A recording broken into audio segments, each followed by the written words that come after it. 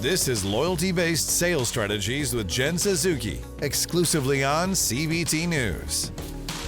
Hey, welcome everybody. I'm Jen Suzuki with Loyalty-Based Sales Strategies, where I'm going to just share some of my own personal sales tactics and techniques with you today so you can go back with your teams or let your teams just see this so that they can get some new content to pop into their sales strategies and friggin' level up.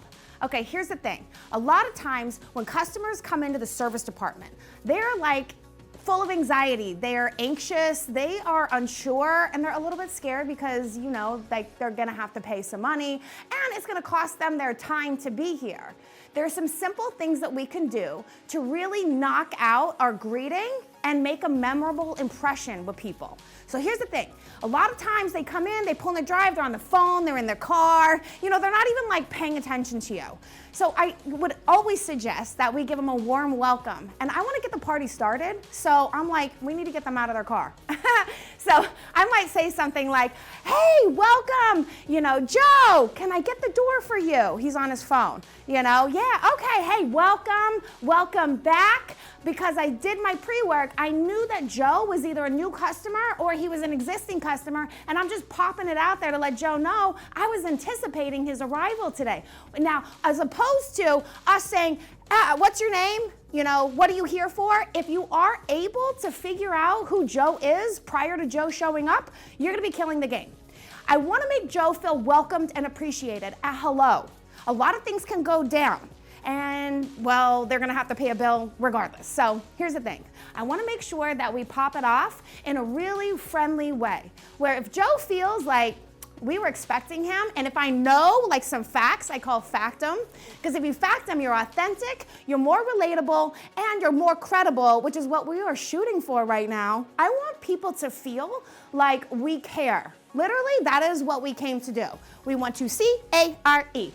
Make sure people are buying into what we're throwing down. You know, like we're the establishment. We are the people. I'm the one.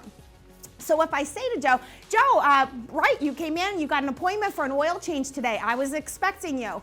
So I'm just gonna do some quick photos around the car. Let him know what you're doing. I'm taking the photos so you get your car back the way that you dropped it off, and I wanna make sure that, you know, we're on top of our game here today. Make sure you're always taken care of.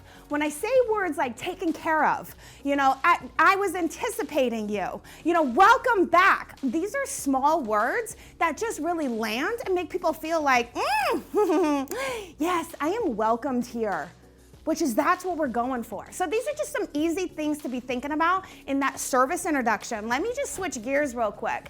For our sales teams, you know, the same thing applies. A lot of people are calling the dealership right now. They're calling the dealership because they want to get information. They want a price and availability, let's be real.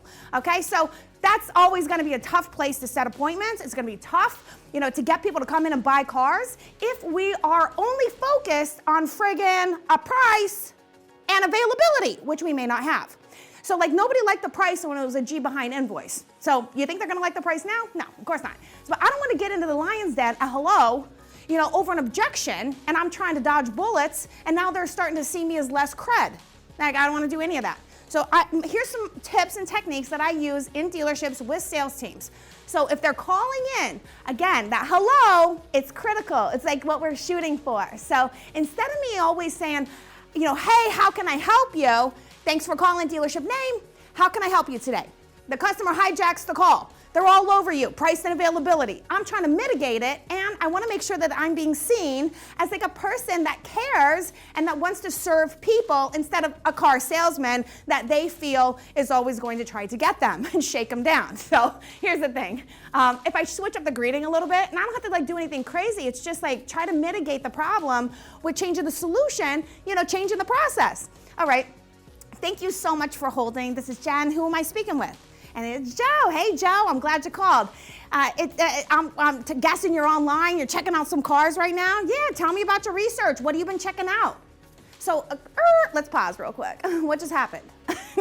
I'm like, all right, I switched up the game. I got control of the call, and I got his name. And I said something really nice to him. I was like, I'm glad you called. Now look, you could use different words, but the point is this, like I'm showing a little gratitude, a little appreciation, like a little like, I care, like you're valued here and you are wanted here. So these are things that I'm always shooting for, and they're like micro moments, but like seriously, like it sets a tone for how they feel about you. So I'm like, hey, I'm glad you called. I'm guessing you're online right now. You're checking out some vehicles? Yeah, of course we're checking out vehicles. That's gonna be a solid yes. Okay, we're killing the game. And then I come back and I'm like, so I'm guessing you're checking out some cars online. Yeah, what have you been looking at? I'm looking for flexibility here because if I can get them to like think bigger, it's gonna help me mitigate them going in on a price and availability. So I need to have some quick ready questions here. What I should be doing right now is, and that's a whole nother episode, right, with the questions. We'll come back to that. But what I'm trying to do right now is really connect with this customer. So what I should be doing is what I call fast fingers. I am like anxiously, quickly popping their phone number into the CRM search bar, and I'm like, are they already a customer?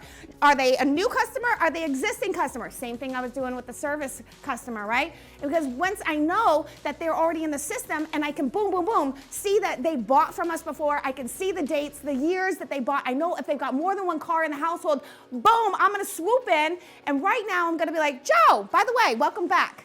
I see that you bought 2 cars from us, and I'm wondering which one you're gonna be trading in this time, or both. Is this a 2-car deal? Just checking. Here's the thing. If you have the tools, use them. Is this a new customer, an existing customer? If it's an existing customer, let them know you care and that you remember them. Like, people really appreciate stuff like this. Look, we're trying to sell for loyalty right now. And so it all starts at hello. And these hellos, they're so significant to making sure that this whole thing that we're about to do pops off. And that at the end of the day, we hit our end game. I want you to know these are small tactics. They're little things. And every time you come back to this episode, you're gonna find a few more little things that are gonna help you level up in your career. All right, let's do this. Thanks for watching Loyalty-Based Sales Strategies with Jen Suzuki, exclusively on CBT News.